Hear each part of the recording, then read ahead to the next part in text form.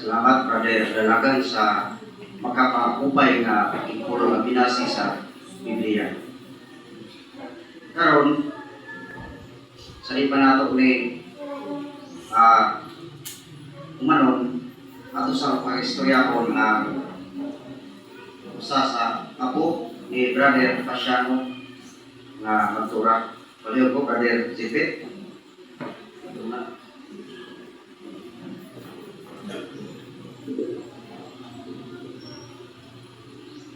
Si tatay, nagid iyang nindot nga hiyas nga ang pagka-positibo. Kaya bisan nga tunay yung kahintang, medyo lisod na. Nanginaot kayo mo siya nga makalabong buhit. O, pugihan si tatay magtuon ng watchtower. Samog na mo kuminto sa panagkatigo.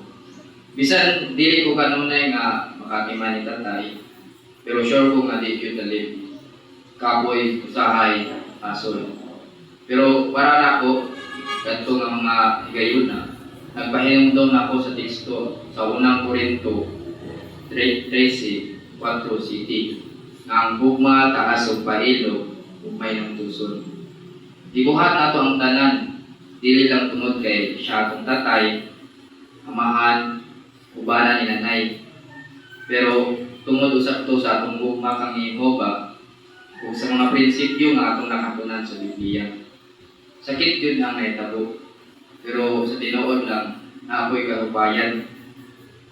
Ang taas nga panahon nga pag-antos ni tatay, na human na, mo nga, samtang nakabataan ng sistema, hinahod nga, magpadayon ta sa pag-alagad, magsinagtanay, magtinabangay. Kay sigurado ko nga malipay o maghinam-hinam ka, nga makita si tatay o ang uban nato nga pamilya, sama ni Yudodong, o manong tata, nakitang tibuok pamilya, mutagbo nila dito sa Paraisong Yuta.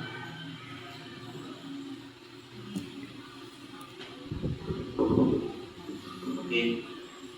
Karon atong paistorya tungkol ang iyang anak ni Brother Pasiano Magdura nga si Flaviano Magdura. Ato isang paistorya.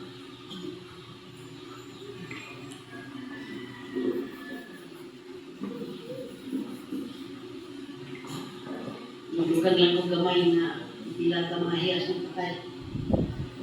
Si tatay, madiskarte, ariskado. Ang ikamot siya nga mataganhan o matiman ng iyang mga anak sa minatarong nga pagi. Nakadunay niya yung pinsahan, monitoron kung anong dili pinatupawak sa mga tagaw. Ano yung mga hiyas ng tatay, isang ganit sa panahon sa delikado na ang kapit sa aming buyan, kaya ito sa Mindanao, higlit niya niya din sa buhon. Nagpasabot na ibalik na sa uno ang pundasyon sa among paginabuhi. Pero bisan pa, taliwala sa kapigi o kawaladon, napadako ihatod niya. Ikan sa hantod sa kamangkuran. Kaya sa panahon na halos na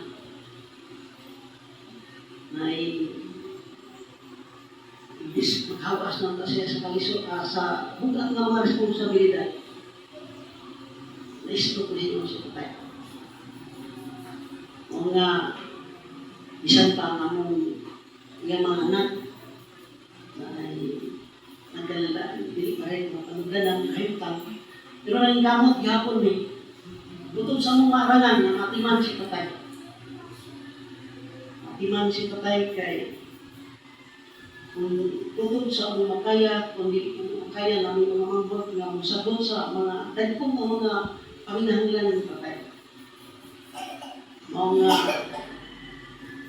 among i-appreciate ang mga mayong mga hiyas sa among mga mambot, mga kinayan. Pagkamati na bangon, labaw na mo i-appreciate na mo among inahan. Kaya mo ay nagpakita ka hinto sa pagka matinabangon pag-atiman niya tatay. Tinundang mo unsa ka ipakita nila na sa pag-atiman ng tatay. Mapod na iyang gibuhat nato sa gagmay tatay. Ang naigsoon. Kaya timang ka nila na sa mahigma ang paagi. Mga kung balik ng tatay, ano na akong ibabalandong na isukyot ang iyang kahitang. Pero tungod sa kooperasyon sa akong mga igsoon, nila na yung taas na panahon. Unong na ito sa pito katugig, kung iyang kinabuhi na nagantos. Nadihas na niyagin si mga kay Yula naman. Murag doon ay mga ginagmay ng mga balatian, magkalayan matugida sa ospital. Patayon gyapon ang mga igsoon, mga apo, sa pagsuporta, puli-puli, bisag dili sa yun, nagbantay na sa ospital. O sa dagan sa mga doon kasimbangan, matulog na din si tayo una na yun ang ilang ginagawin. Maong ang iyang kahintang, patayon gyapon minakatiman, yan sa haya sa ipahigayon sa akong igsoon na kamanghuran. Kung mapasalamaton din sa mga igsoon sa kongregasyon nga kanunay inisiyatif na nagtapang sa mga bulaton, di isa yun ang daghang mga kalihutan, pero nalampos niyo tungod sa inyong tabang. Na sa pagboluntaryo sa Pantheon, salamat sa inyong pagboluntaryo. Dali patunawan kay tapukan to sa mga apo ni tatay. Daghan kayo, naman to. Mga